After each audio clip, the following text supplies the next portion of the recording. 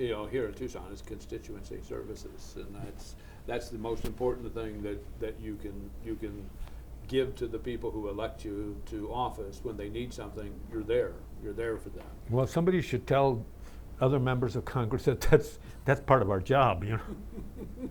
Well, yeah, it is part of your job. Now, when you not only do you go back to Washington, but you also hold hearings around the country, things of that sort. And if you get back into the majority, that'll certainly be something that you would do.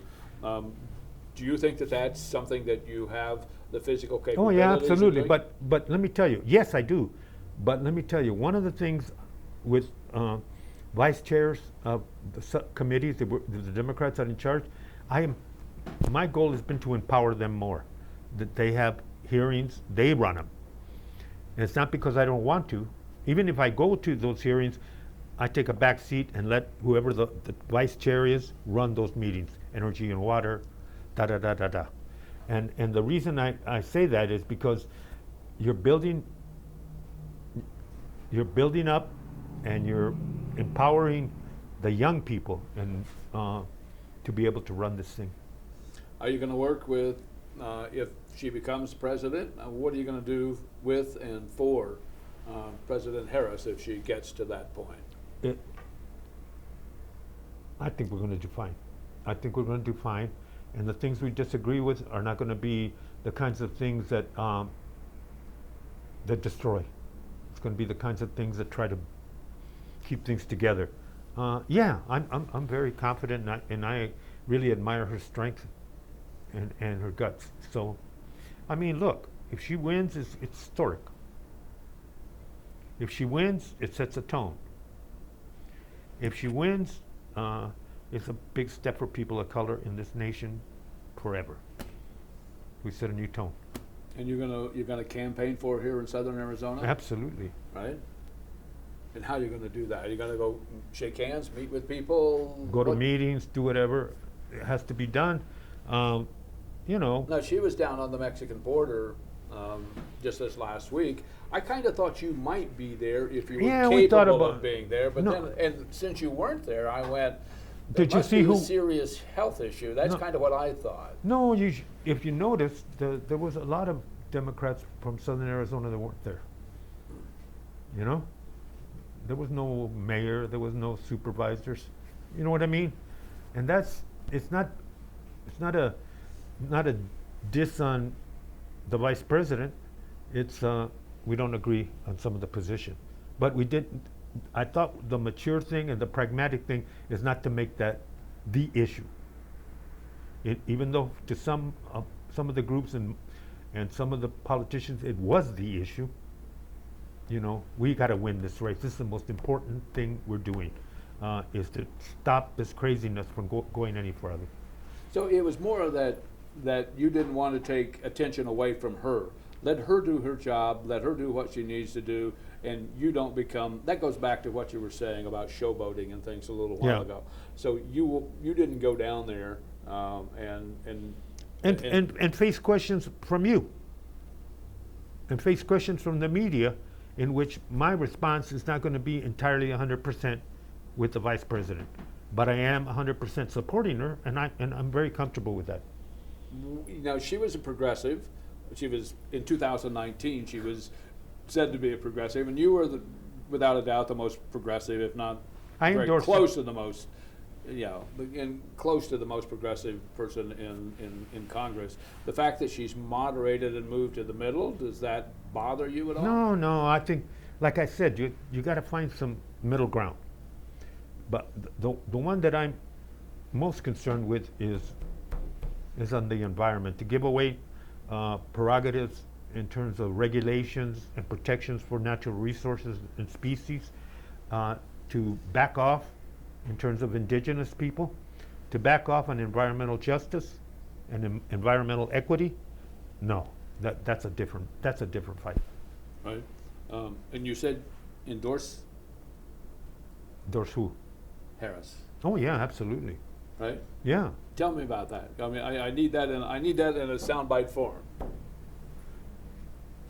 Harris, because you don't agree on everything. No, and that's the beauty of democracy. We don't have to We don't have to follow one duck after another. You know, it's those differences are part of it. But what the fight is right now, and what the struggle is over the fundamental principles of democracy, and over the fundamental principles of moving this country forward. And Harris represents those fundamental principles strongly and the best. And that's where I'm sticking. So you're endorsing her? Oh, absolutely. I think she is brave, strong, and I have a lot of confidence in that she will do a good job. Right. All right. I think that we've covered about everything here. Let me check my handy dandy notes to make sure that is the case. Yeah. Can you honestly do another term? We covered that. Yeah, I can. Yeah. I don't know. I can't make. I don't think. I'm not even talking about a second term beyond this, because I think most people know that this is it. I'm not running around saying it's not it, but you know, most people know that's it. Okay, so it's it. Is it because of your health, or is there some other reason why you think that you? I think 22 years is pretty good. It's a retirement age. Well, I was going to say you maxed out your retirement in Congress. You got a pension from the county and such, and so financially you're doing fine. You don't have to run again. If you run again, it's just for what?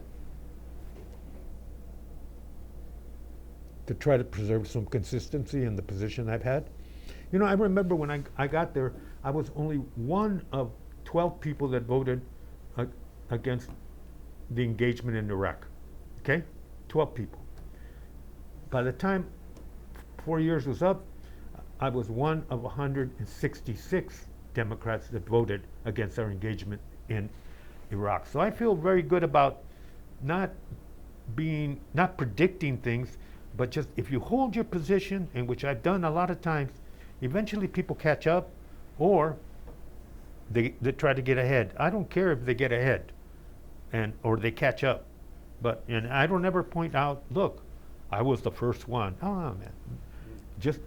The bigger the crowd, the more progress you make. Now, I have interviewed politicians many times over the years. This is it, I'm done. They get back there, they get the feeling of, well, you know, I've still got more work to do. I've got some power here. I finally got some power here and such. And then they change their mind, and the next thing you know, they're running again. Is that going to happen to you? No.